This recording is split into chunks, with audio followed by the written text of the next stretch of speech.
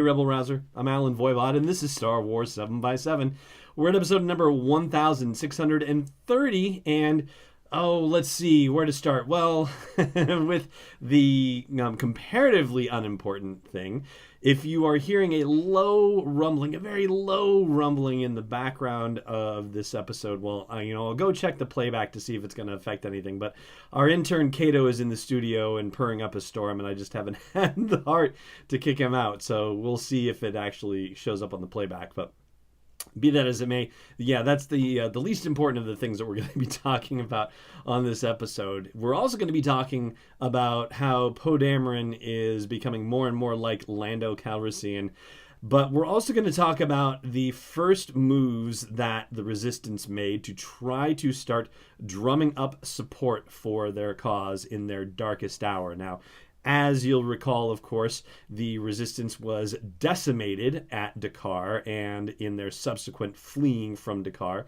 And we know the New Republic Navy was also destroyed when the Hosnian system was destroyed. So, yeah, there's not much left. And Leia sent out Poe's Black Squadron, sans Poe, to go try to reach out to their allies in the Outer Rim and see if they could get some assistance. Well, their first stop was a planet called Pastoria in the Outer Rim. And they have tremendous fuel resources there, and they also have an influential leader by the name of King Sirach. And so they went to try to talk to the king and see if they could get him to help out. And so he said, well, I could, but I'm kind of having a problem right now. I've got these upstart terrorist folks trying to encroach on my domain, and I could use a little help with it. Maybe just fly a little reconnaissance mission or fly a little sortie so that way they can see that I have powerful friends, and Snap and the rest of the gang in Black Squadron feel like they're being used, and they know that, this isn't quite right. But they are thinking to themselves, you know what? This is how it works. This is how this guy has gotten to be so influential because he gets people to do things for him all the time. They do it. Turns out that they get suckered and they are actually flying into enemy territory, and the enemies, the terrorists, if you will, are only trying to defend their territory, and so they start shooting, and so naturally the shooting war begins and whatnot. And even though Black Squadron only does the basic thing that they need to do, which is I was going to say repel or deter and tried to say retur at the same to combine them both at once. So they do just the minimum that they try to do. But unfortunately, the ships that they're escorting for this King Sirach decide, nope, we're not going to let it up. We're actually going to go after these people. And it turns out that King Sirach had found out about a transport ship that was carrying his chief rival. And so that's where they sent the this sortie with the Black Squadron folks helping out.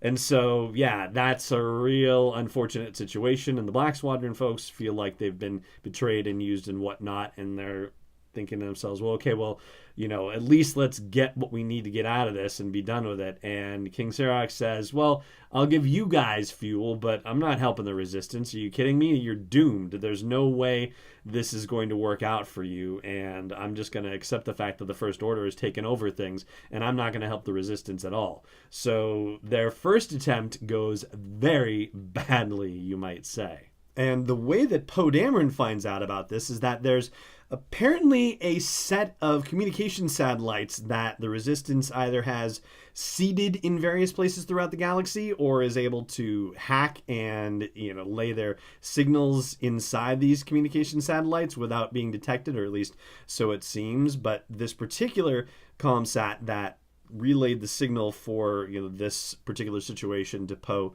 it was near First Order space, and it's possible that the First Order picked up on it and that it's been destroyed. But it was just Pava who sent the message and who was detailing in mission logs what they had done so far and what happened on Pastoria. So that is how ultimately the Resistance found out at least about this first failed effort to try to drum up support for the Resistance in the Outer Rim. Now, as far as why Poe is becoming more and more like Lando Calrissian, well, it really has nothing to do with the efforts that the Resistance is making, the members of the Resistance are making to drum up support and resources to get them, back into fighting shape. And so I'll tell you what the Lando thing is in just a moment here. I just want to say, before we wrap up the show, that, of course, I hope you're subscribing to it, and if you're not, I hope you'll consider doing that. I also hope you'll join the community at patreon.com/SW7X7 and support this daily dose of Star Wars joy for you. And this is what I want to share with you about the Lando thing. Well, in addition to the fact that, there was sort of I guess you would almost call it a meet cute between Poe and Rey at the end of The Last Jedi.